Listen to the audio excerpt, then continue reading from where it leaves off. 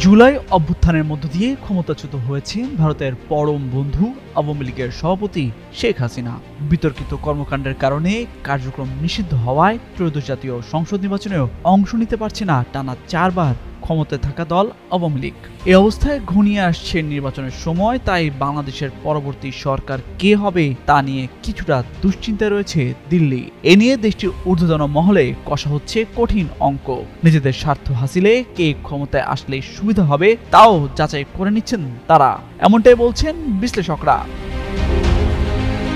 শুক্রবার এক প্রতিবেদনে জার্মান ভিত্তিক সংবাদ মাধ্যম ডয়েচে ভেলে জানায়, গেল 1 বছরের বেশি সময় ধরে অন্তর্বর্তী সরকার ক্ষমতায় থাকলেও আনুষ্ঠানিকভাবে ভারতের সাথে খুব বেশি আলোচনা হয়নি, বরং বিভিন্ন সময় নিয়ে দুই দেশের মধ্যে শীতল সম্পর্কই বারবার সামনে এসেছে।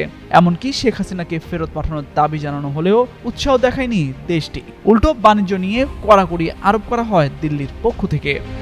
ওয়ালটন এখন দেশের সীমানা পেরিয়ে পৌঁছে গিয়েছে 50টিরও বেশি দেশে। ওয়ালটন, ঘরে ঘরে বিশ্বজুড়ে। আবার অতীতে বিএনপি ক্ষমতা থাকাকালীন ভারতের সঙ্গে তাদের সম্পর্ক অতটা ভালো ছিল না। এই পরিস্থিতিতে বাংলাদেশে আগামী ফেব্রুয়ারিতে যে নির্বাচন হতে যাচ্ছে তা ভারতের কাছেও খুব গুরুত্বপূর্ণ। দেশটির ওপি জিন্দল বিশ্ববিদ্যালয়ের আন্তর্জাতিক সম্পর্ক বিভাগের অধ্যাপক শ্রীরাধা দত্ত জানান, বর্তমান পরিস্থিতিতে এবং আওয়ামী লীগকে বাদ দিয়ে নির্বাচনের ক্ষেত্রে ভারত বিএনপিকেই ক্ষমতায় দেখতে চাইবে, কারণ জামায়াতের সঙ্গে ভারতের সম্পর্ক কখনোই ভালো ছিল না, আর এনসিপির সঙ্গে ভারতের কোনো যোগাযোগই তৈরি হয়নি। আর ভারতের অবসরপ্রাপ্ত আইএএস অফিসার এবং রাজ্যসভার সাবেক সংসদ সদস্য জোহর সরকার ডিডব্লিউকে বলছেন, বাংলাদেশের নির্বাচনে অংশ নেওয়া দলগুলোর মধ্যে বিএনপি সবচেয়ে পুরনো দল। এনসিপি নতুন দল হওয়ায় এখনও তাদের শিকড় গজায়নি। এছাড়া আওয়ামী লীগের ভোট তো কোথাও একটা যাবে, সেক্ষেত্রে বিএনপি সুবিধা পেতে পারে।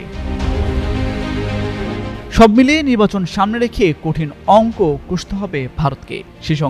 সেই অঙ্কে জড়িয়ে থাকবেন শেখ হাসিনা, খালেদা জিয়া, জামায়াত, অধ্যাপক ডক্টর ইউনূস, এনসিপি এবং নিজেদের স্বার্থের বিষয়টি। তামজিদ মির্জা, যুগান্তর নিউজ।